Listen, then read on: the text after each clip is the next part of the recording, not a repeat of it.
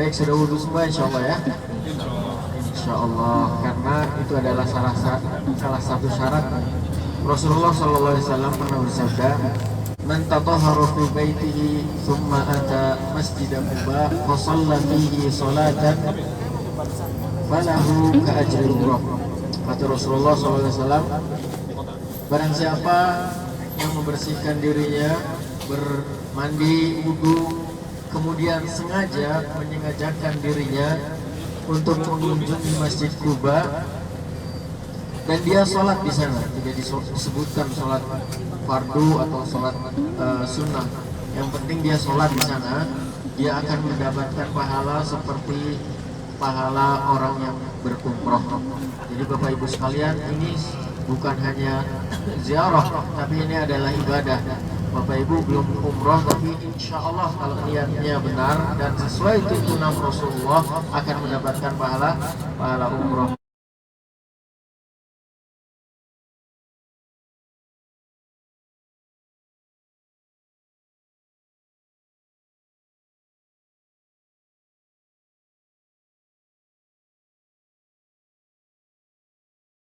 Penangkal sihir atau racun adalah kurma ajwa, Bapak Ibu sekalian. Dan kurma terbaik yang ada di Arab Saudi ini berada di Madinah.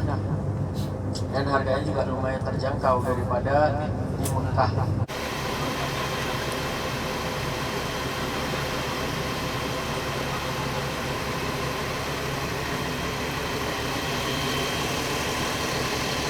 Kita sekarang berada di kebun kurma yang masih masuk di wilayah Saudi Arabia, kota Madinah tepatnya.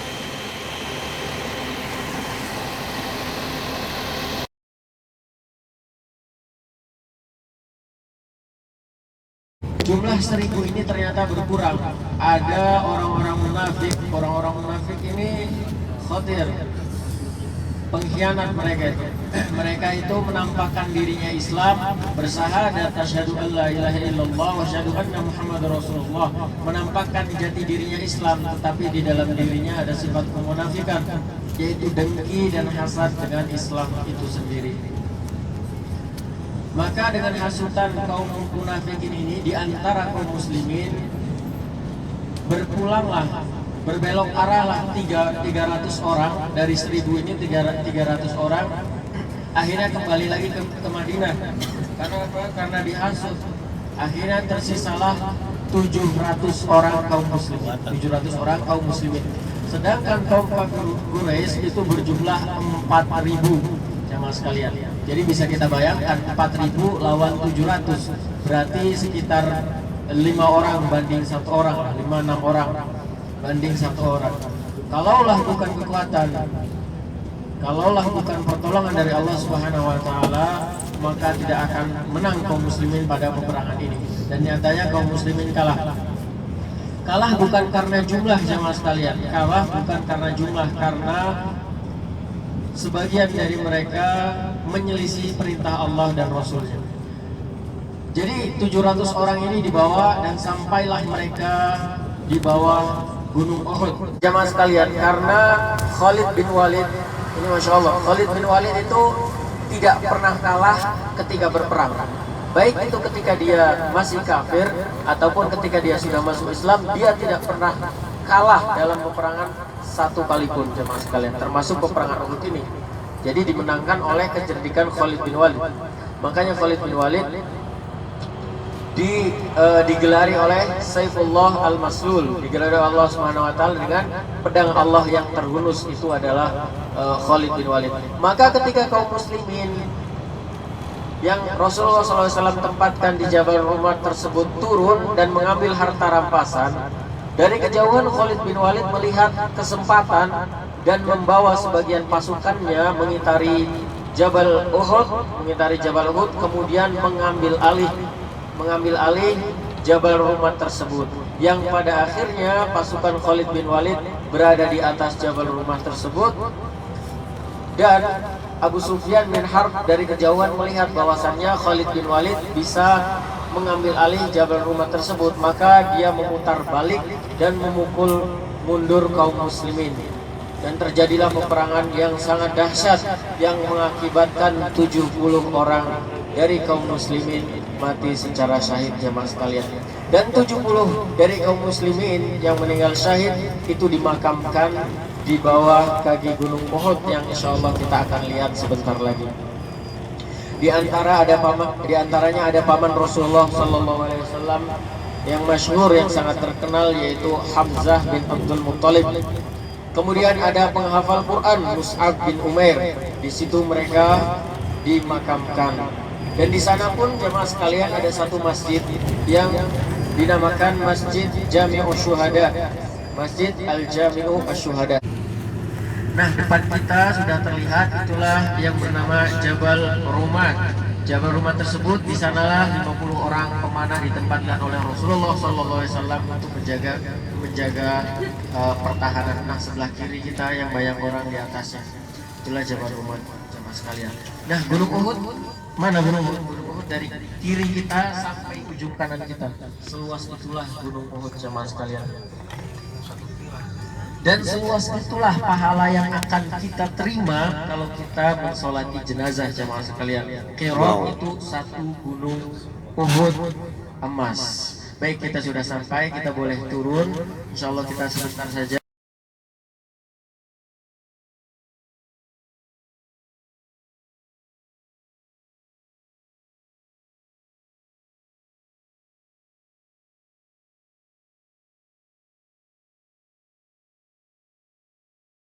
Nah, bismillahirrahmanirrahim. Ya jemaah sekalian, karena ini waktunya sudah mepet, insya Allah kita langsung ke Masjid Nabawi aja ya.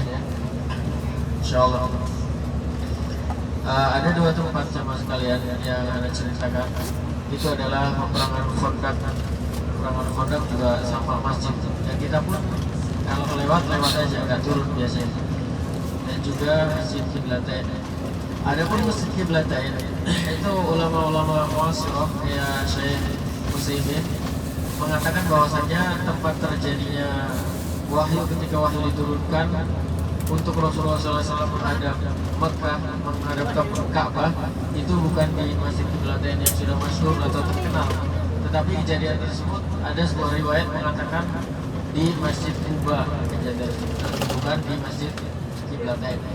Tetapi sesungguhnya Madinah ini adalah Qiblatain, dua kiblat. Jadi sebelum Allah Subhanahu wa taala memerintahkan kita berkiblat ke Mekah pada tahun kedua setelah Hijriah, semuanya kita berkiblat ke Baitul Maqdis, Al-Aqsa. Nah, kemudian Allah Subhanahu wa taala menurunkan ayatnya, "Qad nara taqalluba wajhika fis samai falanuwalliyannaka qiblatan tardaha fawalli wajhaka syatral masjidil haram wa haitsu ma kuntum fawallu wujuhakum syatrah." Nah, ketika ayat itu diturunkan, Rasulullah SAW sedang sholat dalam satu riwayat zuhur ataupun asar pada rakaat ketiga. Dan setelah itu pada rakaat ketiga, pada saat itu juga Rasulullah memalingkan mukanya, memalingkan kiblatnya ke Mekah, yaitu ke Ka'bah. Maka peristiwa tersebut dinamakan Qiblatain. Dan rata-rata di Madinah ini pasti masjidnya dua kiblat, karena pada saat itu memang mereka berkiblat ke Baitul Maqdis yang ada di Al-Aqsa yang ada di Baitul Maqdis, kemudian berkiblat ke Ka'bah Al-Musyarrafah. Ada satu lagi yaitu tempat Masjid Khandaq. Di sana juga terdapat satu masjid yang bernama Jami'ul Khandaq. Jami'ul Khandaq itu masjid yang didirikan untuk sebagai pertanda bahwasanya di sana pernah terjadi peperangan. Sebenarnya Khandaq ini peperangan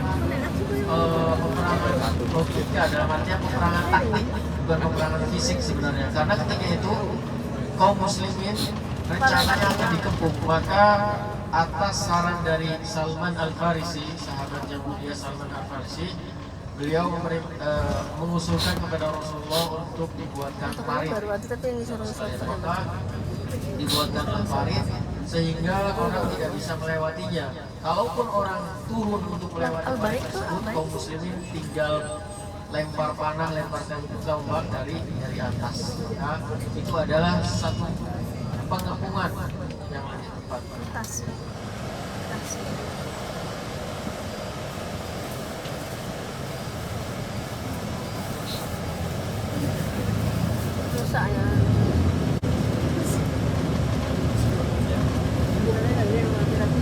insya Allah kita akan pergi ke Mekah besok hari. Nanti ada insya Allah ada pemantapan manasik lagi untuk umroh. Kemudian ada briefing untuk kita check out besok hari.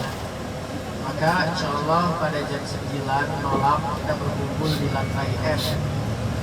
Diharapkan semuanya berkumpul karena ini penting, informasinya penting, jadi diharapkan semuanya berkumpul tepat waktu jam 9 malam di lantai F.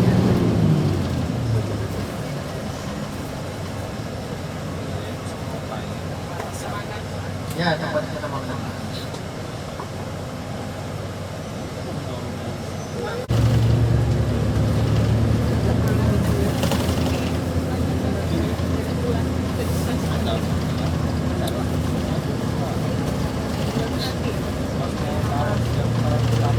Oh, jam 5 mas.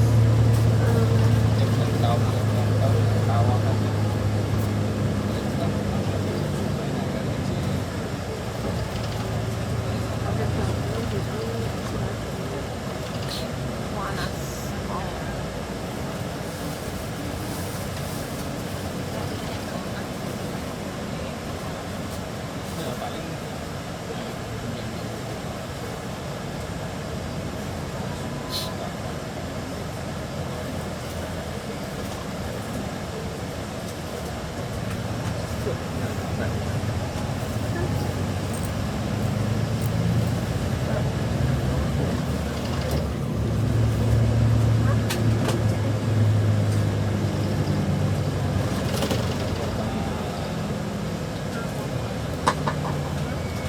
Barang bawaannya dicek, jangan sampai ada yang tertinggal.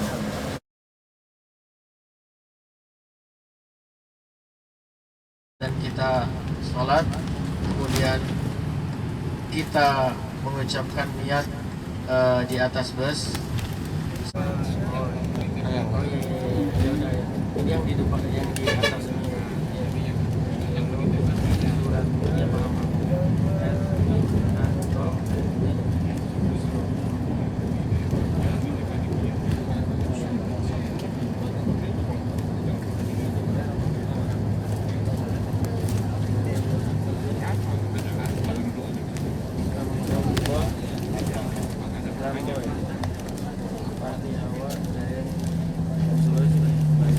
Bayang ya?